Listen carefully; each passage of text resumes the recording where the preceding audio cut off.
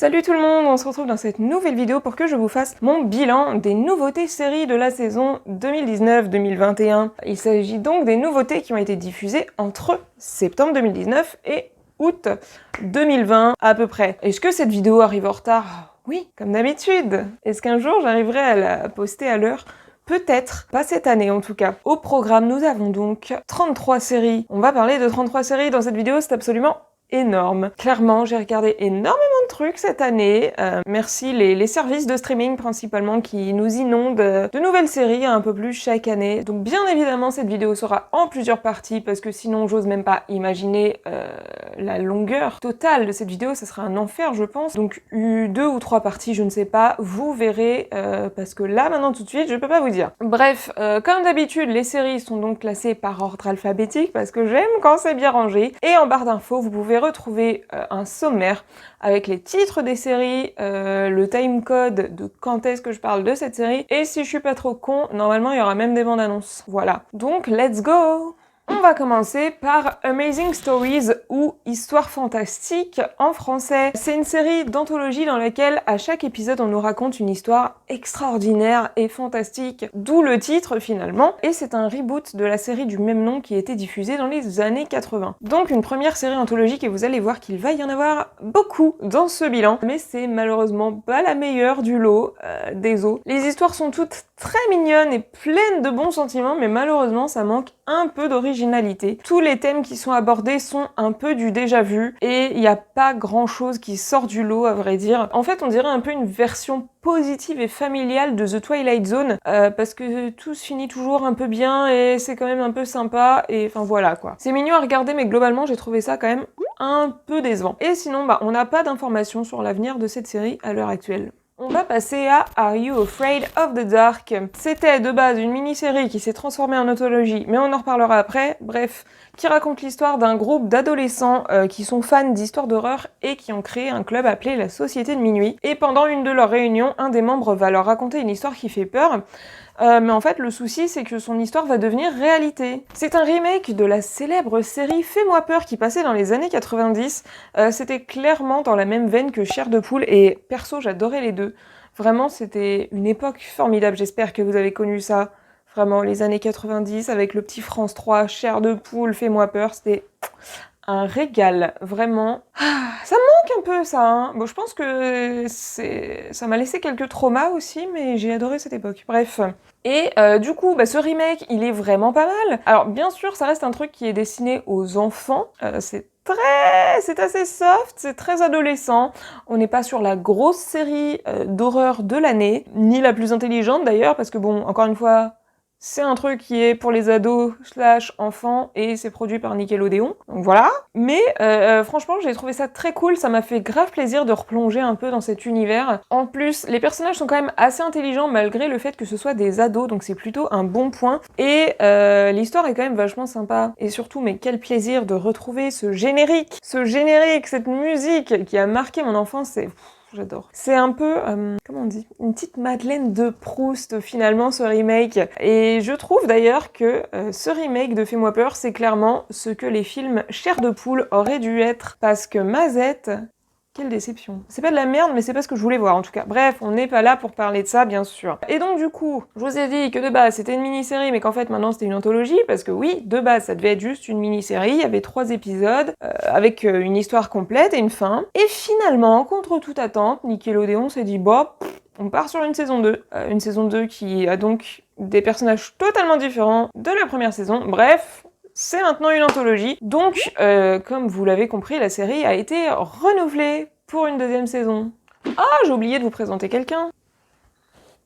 C'est mon nouveau meilleur ami, on reparlera de lui un jour. C'est un cadeau, le cadeau de Noël d'Aurélien, à savoir, je pense, le pire cadeau qu'on m'a fait dans la vie. Mais alors, c'est pratique parce que du coup, vous savez, quand on fait des vidéos sur YouTube, bon, on parle à une caméra, on parle tout seul finalement, c'est un peu gênant. Maintenant, je parle à ce coussin, comme ça, j'ai l'impression d'avoir un ami. Voilà.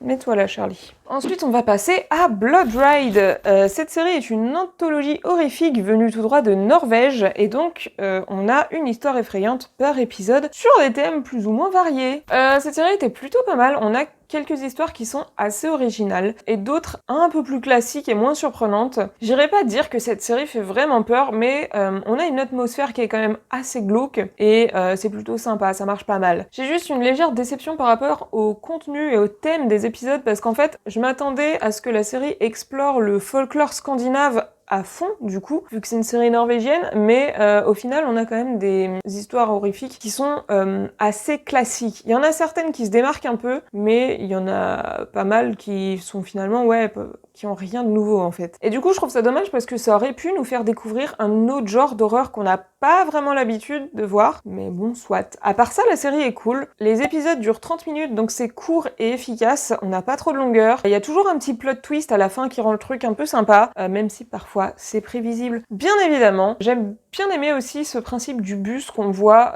au début de chaque épisode pour nous introduire les personnages et un peu le thème en fait de l'épisode. Bref, c'est pas mal comme intro. Ça, c'est pas non plus le truc de ouf de l'année, hein, mais c'est pas mal. Et bah voilà, je crois que j'ai tout dit. Et donc, a priori, cette série est terminée. On va passer à Creepshow. Il s'agit, encore une fois, d'une série d'anthologie horrifique. Je pense qu'on est sur un thème, là, il y a quelque chose qui se dessine. Du coup, donc, une série horrifique qui est inspirée des comic books du même nom qui ont été publiés dans les années 50. Est-ce que c'est ma génération? Non, pas du tout. Je vous cache pas que cette série a été une petite déception. Non pas que j'en attendais grand-chose, surtout vu la plateforme sur laquelle elle est diffusée, on n'est pas sur un truc à gros budget quoi. Néanmoins, c'était quand même vraiment pas foufou. Il y a 2 histoires différentes par épisode. En général, on a une histoire un peu longue et une histoire un peu plus courte juste derrière. Et elles sont pas toutes du même niveau et de la même qualité en fait. Après, il y en a quand même dans le lot 2 ou 3 qui sont assez cool, mais ouais, pareil, les autres, c'est pas non plus de la grosse qualité quoi. En fait, j'ai l'impression qu'ils ont essayé de recréer une ambiance à la chair de poule, peut-être un peu plus adulte, mais avec un budget de 10 € à peu près. Les effets spéciaux sont vraiment pas terribles, c'est mal fait, et concrètement, si ça avait été diffusé dans les années 90, ça aurait pu passer, mais en 2020, c'est pas possible en fait de faire des effets spéciaux comme ça, c'est non. En fait, j'ai presque envie de dire qu'on dirait des petits courts-métrages un peu kitsch avec un tout petit budget, plus qu'une vraie série. Après, j'admets que le générique est plutôt stylé, et d'ailleurs, j'ai l'impression qu'ils ont mis tout le budget dans le générique, vu qu'il y a plus de budget pour tout le reste, et surtout pour les effets spéciaux. Mais voilà, à part ça, à part ce générique très joli et 2 ou 3 épisodes avec des histoires vraiment pas mal, c'était clairement pas la série de l'année, et alors figurez-vous que je m'y attendais pas du tout, parce que, pour moi, la qualité n'est pas là, mais elle a été renouvelée pour une 2e saison, donc voilà, pourquoi pas finalement. On va passer à Dark Stories, et devinez quoi? C'est une série d'horreur anthologique.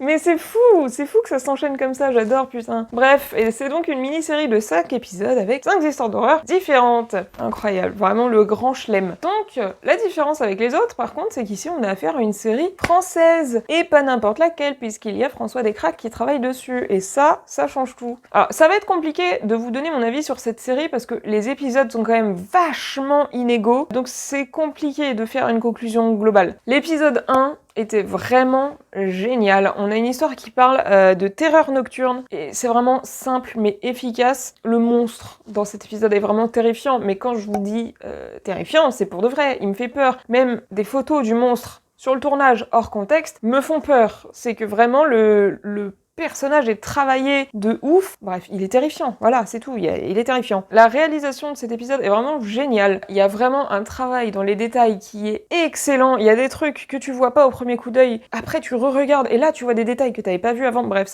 c'est vraiment top. Il y a des moments où le monstre, il apparaît dans des reflets. Du coup, tu le vois pas tout de suite, mais quand tu l'as vu, tu fais « Oh mon Dieu, mais il était là depuis le début !» Vraiment, quel bonheur. Vraiment, cet épisode est clairement incroyable. C'est bien évidemment le meilleur de la saison. Parce que le reste, c'est un peu moins génial, et c'est dommage. J'ai pas trop aimé l'ambiance du 2e épisode qui est à moitié humoristique, et ça collait pas. Pour moi, vraiment, j'étais pas dedans. Le 3e, c'était vraiment du vu et revu. Il utilise tous les clichés habituels des films d'horreur, notamment avec les personnages qui prennent des décisions débiles, même si la fin relève le niveau.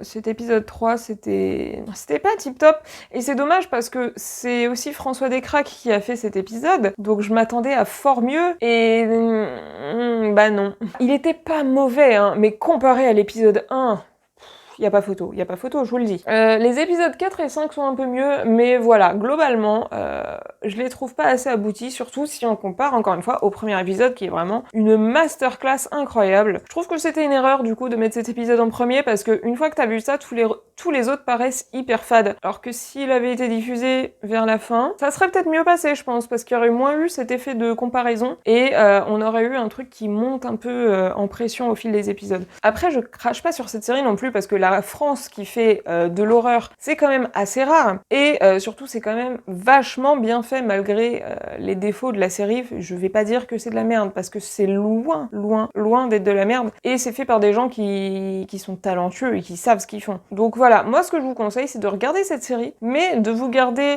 l'épisode numéro 1 du coup en 4e position. Vous pouvez pas le mettre en dernier parce qu'en dernier il y a un truc qui fait que, il faut avoir vu les autres avant, mais en 4e position c'est pas mal. En tout cas, malheureusement cette série est terminée puisque c'était une mini-série et c'est dommage parce que j'aurais bien aimé en voir plus malgré tout. Maintenant parlons de Dispatch from Elsewhere. C'est une série anthologique dans laquelle on suit un groupe de gens qui découvrent un genre de chasse au trésor grandeur nature et à force de creuser pour essayer de résoudre cette grande énigme finalement, ils vont découvrir que le mystère va bien plus loin que ce qu'ils avaient imaginé. Incroyable. J'ai mis longtemps à savoir si j'appréciais cette série ou pas, mais très vite, j'ai eu le sentiment qu'on se foutait de ma gueule sur le propos de la série. Avant que la série ne commence, on m'a vendu un truc hyper mystérieux avec un côté conspiration et en fait, c'est pas du tout ça, hein, clairement, c'est non.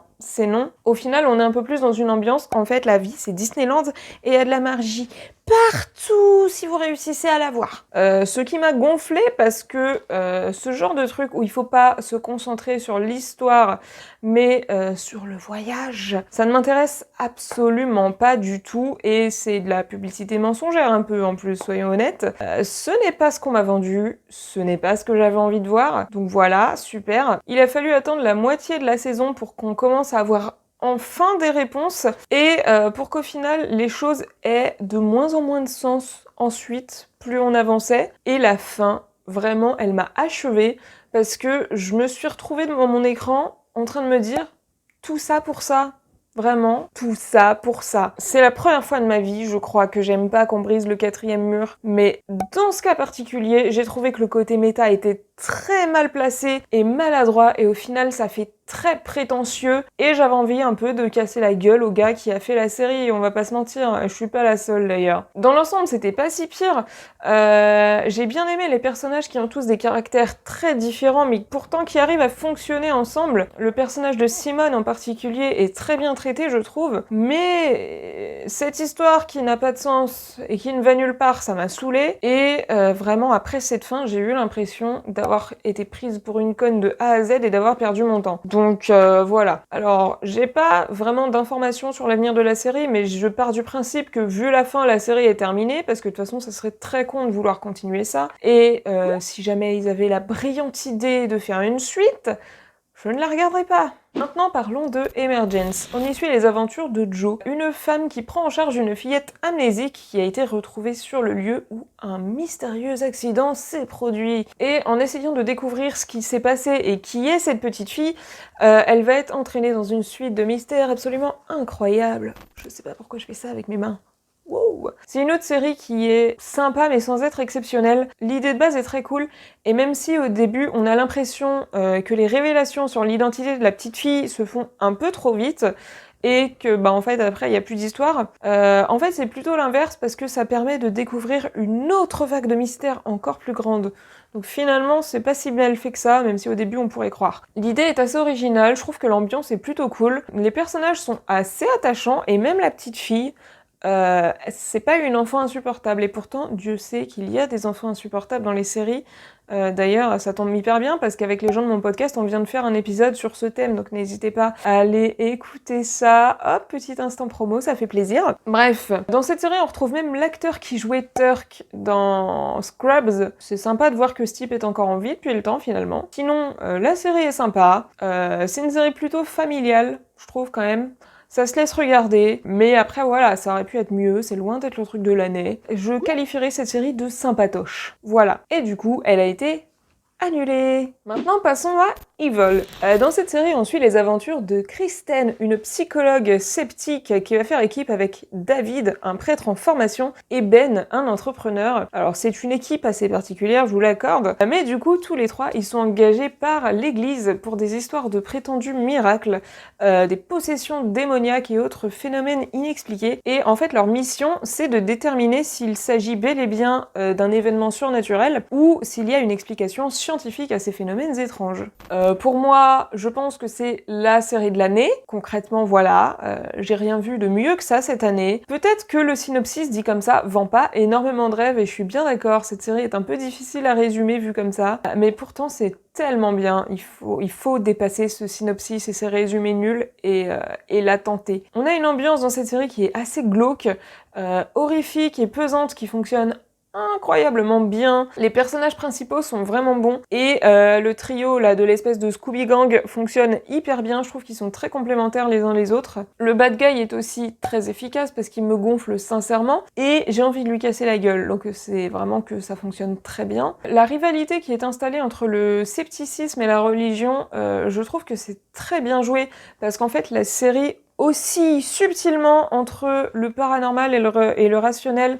En permanence, elle penche d'un côté, elle penche de l'autre, et au final, on sait jamais vraiment trop de quel côté on se trouve, parce qu'il y a toujours un doute, en fait, et c'est vraiment très bien fait. Les thèmes qui sont abordés dans la série sont hyper intéressants, et c'est fait de façon très intelligente. Il y a même des trucs assez lourds et assez violents parfois. Cette série, c'est oui, franchement, concrètement, c'était génial. Et le seul truc qui m'a gonflé dans cette série, c'est l'entourage familial de Kristen qui n'est vraiment pas top. Après, c'est les personnages qui sont comme ça, hein. Sa mère est égoïste et con comme un balai, et ses filles sont absolument insupportables. Franchement, je les hais. Ce sont des enfants horribles. Elles passent leur temps à hurler en permanence. Elles sont incapables de parler séparément et sans crier. C'est juste chiant comme pas permis et en plus, elles sont pas particulièrement brillantes. Donc c'est difficile d'avoir de l'empathie pour ces personnages. Vraiment, c'est compliqué. Et c'est vraiment le seul reproche que je peux faire à cette série, c'est ces personnages de merde là, parce que sinon, j'ai adoré, je vous la conseille, et je suis ravie parce qu'elle a été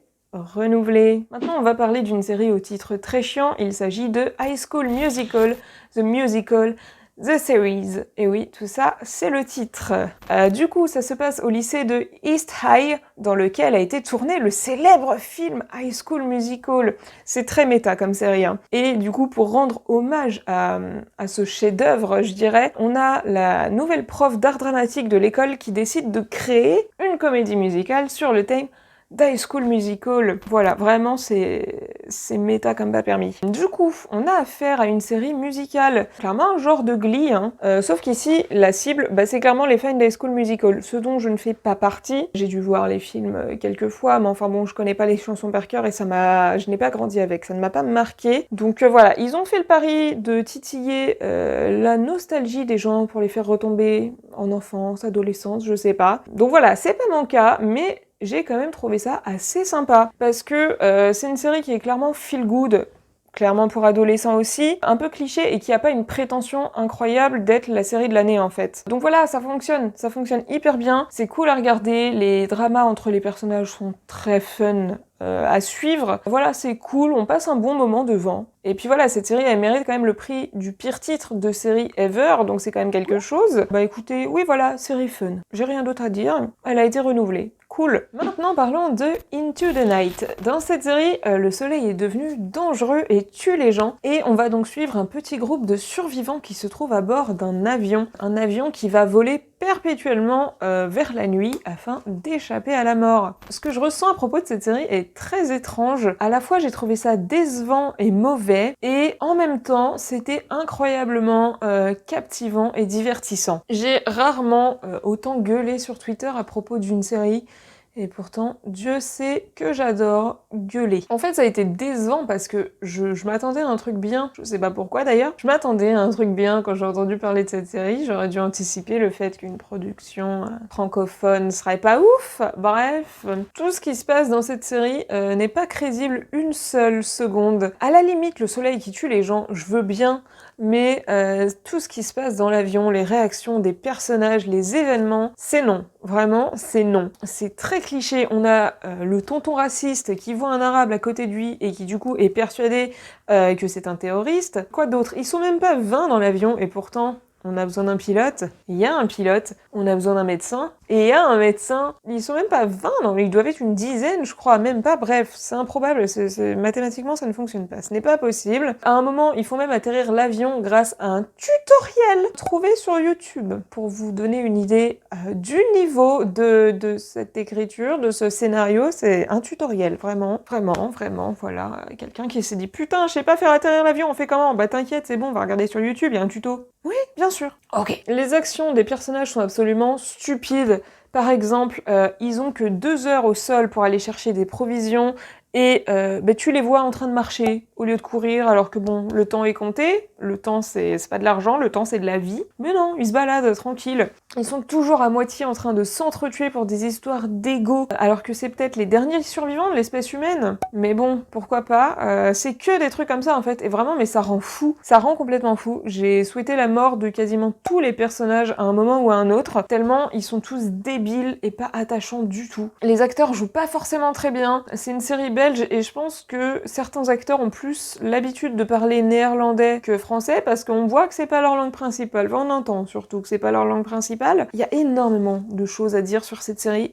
J'ai même carrément fait une vidéo dédiée à la saison 1 de Into the Night. Donc si ça vous intéresse, n'hésitez pas à aller la regarder. Vraiment, il y a 1000 trucs qui vont pas.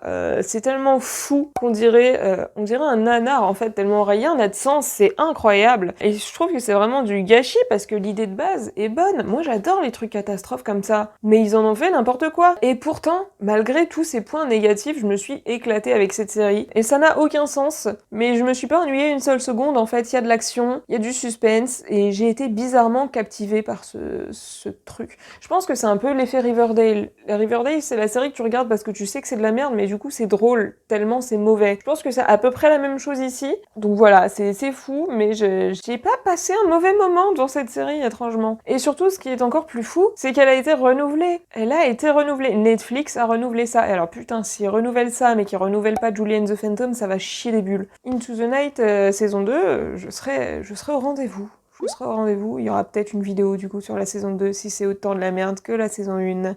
Maintenant on va parler de Limetown. On y suit les aventures de Lia Haddock, une journaliste de radio qui tente de percer le mystère autour de la disparition des 300 habitants de la petite ville de Limetown qui a eu lieu 15 ans plus tôt. Je vais pas vous cacher que en lisant le synopsis de cette série pour la première fois, j'ai pensé à The Leftovers et à l'immense déception que cette chose m'a procurée. Et du coup je me suis demandé si j'allais enfin avoir l'histoire que j'attendais. Et tenez-vous bien parce que ça a été le cas. On m'a vendu une série avec des gens qui disparaissent mystérieusement. Et j'ai eu une série où on enquête sur la disparition de ces gens. Alléluia. Vraiment, c'est tout ce que je demandais. Hein. Moi, vous savez, je suis une personne simple.